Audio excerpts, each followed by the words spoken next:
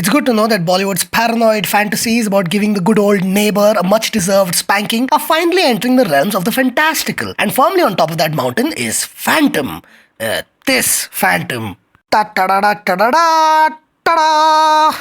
As if the premise itself of Phantom was not near impossible enough, we are also expected to swallow Katrina Kaif's amazing accent, which sounds like it could not be from any country other than Katrina-stan. And that's just from the 4 lines she says in the trailer. Stuff like that, and other things like the artfully arranged grease on her face in a war zone, and Saif Khan's perfect hairdo when he's supposed to be undercover as a criminal in some America jail, all makes one wonder, is Phantom going to kill terrorists better than Baby?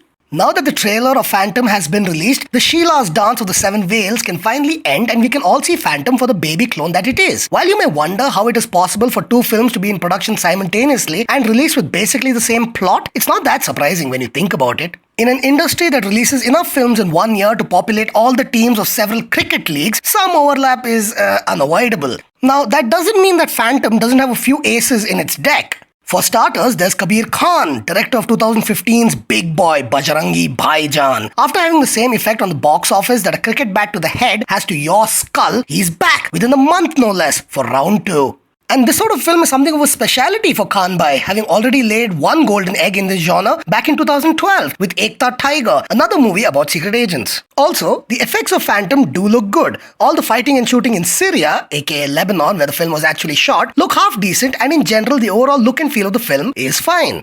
Plus, there is the plot, which comes from the same source as Black Friday and Shootout at Wadala, Hussein Zaidi. Zaidi is a veteran journalist and a non-fiction maestro when it comes to books on crime in Mumbai, and this film is based upon Zaidi's Mumbai Avengers, his first fiction. But based upon needs to be inside quotation marks the size of the Taj Mahal, since the book wasn't even released when the movie started filming, and Zaidi doesn't get any of the writing credit, neither story nor screenplay. Either way, the film has a lot going for it. But before we start putting all the other film production houses on suicide watch, let's take a leaf out of Pakistan's long and insane history to remind ourselves that sometimes there is a Jinnah-sized gap between idea and execution. For one thing, this one is releasing so close to Bajrangi Bhaijaan that one wonders if Kabir Khan was creating the 2 movies at the same time. That's rarely a good thing, since it's like cooking 2 different dishes in 2 different kitchens in 2 different houses. Anyway, so while Kabir Bhai could have another golden egg in him, there are other eggs blocking that one's path to freedom, and they're all solid zeros. Take the plot.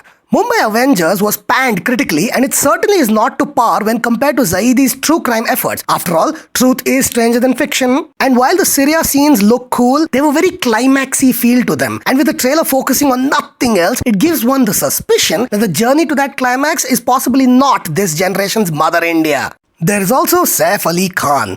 Now, I have nothing against the dear old Nawab of Pataudi, and he can certainly act, especially when he's directed by Vishal Bharadwaj. But just 2 words are enough to get most of the audience curled in a fetal position and whimpering, Agent Vinod. Yes, this is not the first time Saif has ridden in this genre, and boy did he mess it up last time he tried. And while he's not producing the film this time around, thankfully, his deadpan dialogues in the trailer do not exactly make one's knees weak, the same way a freshly baked pizza might, though both have the same amount of cheese.